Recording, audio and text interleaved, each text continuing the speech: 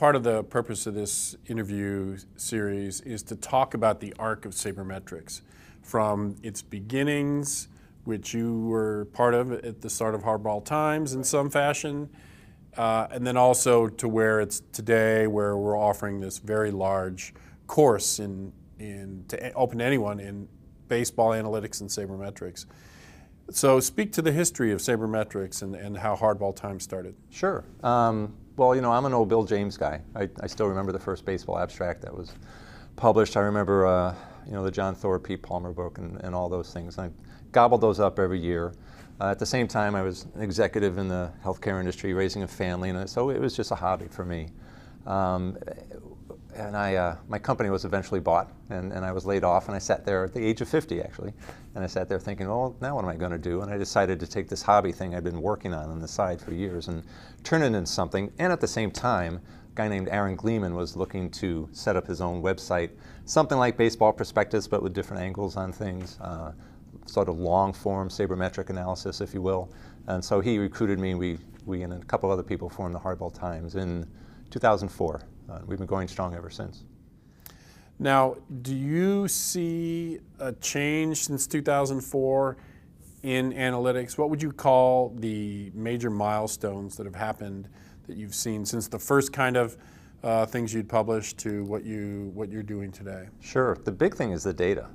There's so much data available now. When, you know, I think of my generation, if you will, of sabermetricians who kind of went through sort of the post-Bill James and before the current group.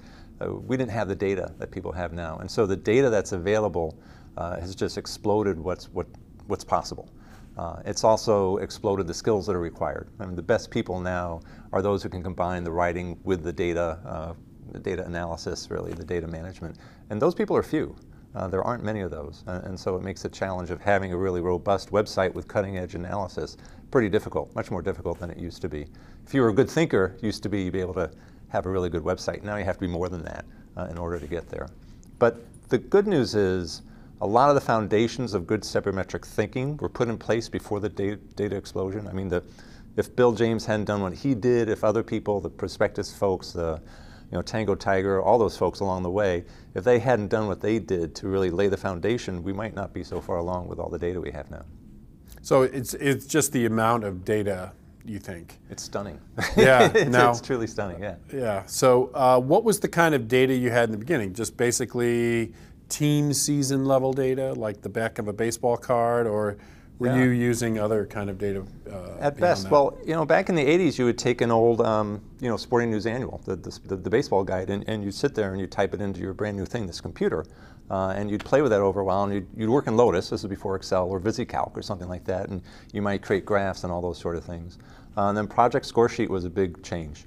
When Project Scoresheet started, Bill and John DeWan got that going, and then the RetroSheet guys took that over. That was sort of the first major bombshell, if you will, in data of what became available. And I'm a good enough data manager to be able to work with the RetroSheet files and that sort of thing. So that was one phase. And I'd say that really sort of took off in the early 2000s, 03, 04, somewhere in there, when RetroSheet got large enough to really have an impact on what people were doing. But then when PitchFX came, that was the next phase. That's where data became just a mega bomb, and people had to have those extra skills. You couldn't just pull something into Excel anymore. You had to be able to work in SQL and all the fancy database languages in order to do the next generation of analysis. So what we're doing in this class, we're teaching the first session, we're saying, here's SQL. So we're starting right at the beginning, teaching SQL. But we've actually moved on to the R language too, to really do analytics better. And it's probably the combination using both that really matters. So that's our decision, is to teach R, teach SQL. And this is going to be fairly large. There's going to be a lot of students exploring how to think about data, how to ask questions.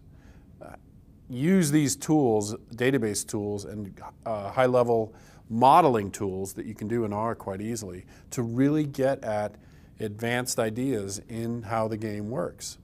So what do you think if you had this class available to you when you were learning Bill James material in the early abstracts? Yeah, I would have soaked it up. I don't know R. I know SQL a little bit. I don't know R at all, and too old, I guess, to learn at this stage. But I think, come on, Dave, you're not too old to learn it. Come on. But I think it's great what you're doing, because it's exactly now where you should start. If it were me, I'd say you load this stuff into Excel and you create pivot tables and you move things around.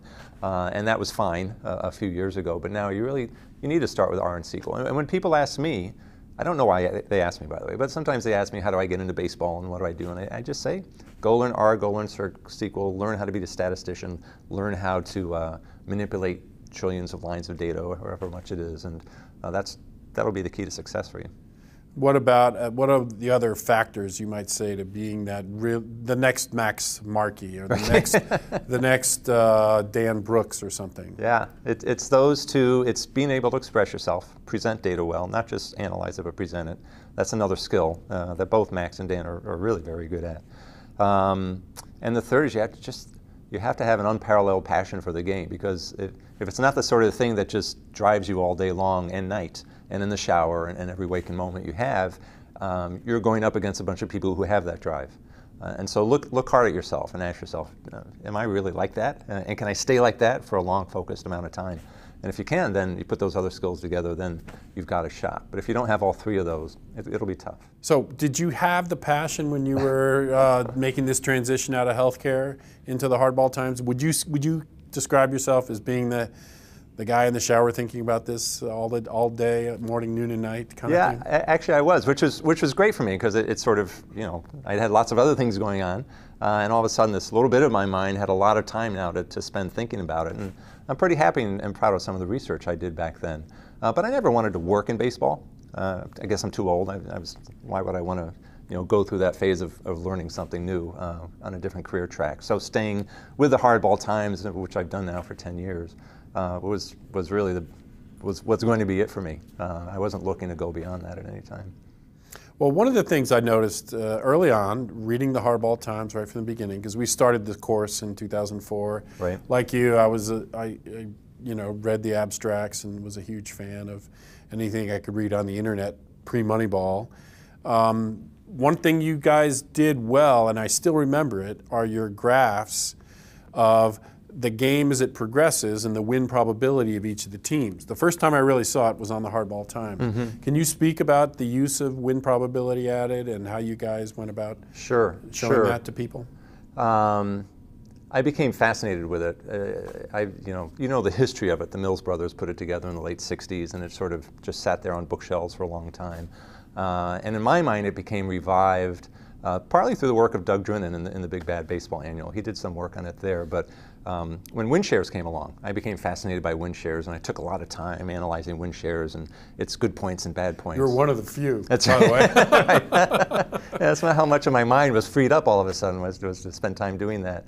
And Tango Tiger basically said, if you like win shares, you ought to be looking at this WPA thing. And he was posting on Baseball Think Factory at the time. He had his own blog there. And he had, I think, what was still a seminal article about WPA, in which he took the Bartman game. And he took the ninth inning of the Bartman game, and he said, the Bartman error cost this much, but really, here it didn't really have that much of an impact, and here are the other things that did. And he used WPA to show it, and he graphed it as well. And I think that opened a lot of eyes of people who were hanging out at the time and said, wow, this WPA is pretty interesting. And the illustration of the ups and downs of a game just fascinated me totally. So what I had done, by the way, was I'd always been, as a consultant, I had learned how important visualization is to getting your point across to a client. And so I was very much into graphics and showing data well. And I even started a site before Hardball Times called baseballgraphs.com, which is still out there if you ever want to go look at it, which is basically just a bunch of graphs. And I had created those in my spare time. And that was how I got to know the Bill James work, was graphing it as well. So when I saw the WPA graph, it sort of leapt out at me. And we started posting them on the Hardball Times. I created a spreadsheet that would create WPA for you on the fly if you followed a game.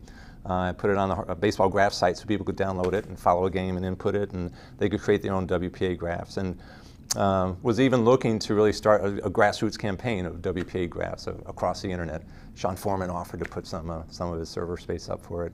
And then David Appelman came along and said, well, I can automate that. And he did, and he put the WPA graphs up on Fangraphs, and that's where they sit now. So to me, I still look at WPA graphs. I think they're fascinating. If I haven't seen a game and I get to look at the WP graph and the box score, that's all I really need. It tells so much. I agree. I mean, I think it is a great way to visualize the game and how it's progressing. And it's fun to catch those big games with the huge swings in WPA as they go along. Those are fun to capture. Now, I remember in earlier teaching, though, that Phil Birnbaum's database really established the baseline for WPA win probability. I think I'd forgotten about what Phil had done, but yeah, you're absolutely right. It wasn't just the Mills brothers, and that kind of got superseded by Phil's work. That's my recollection. Yeah, Phil did his work, I want to say it was the late 1990s, early 2000s. I mean, the Mills brothers did an amazing thing.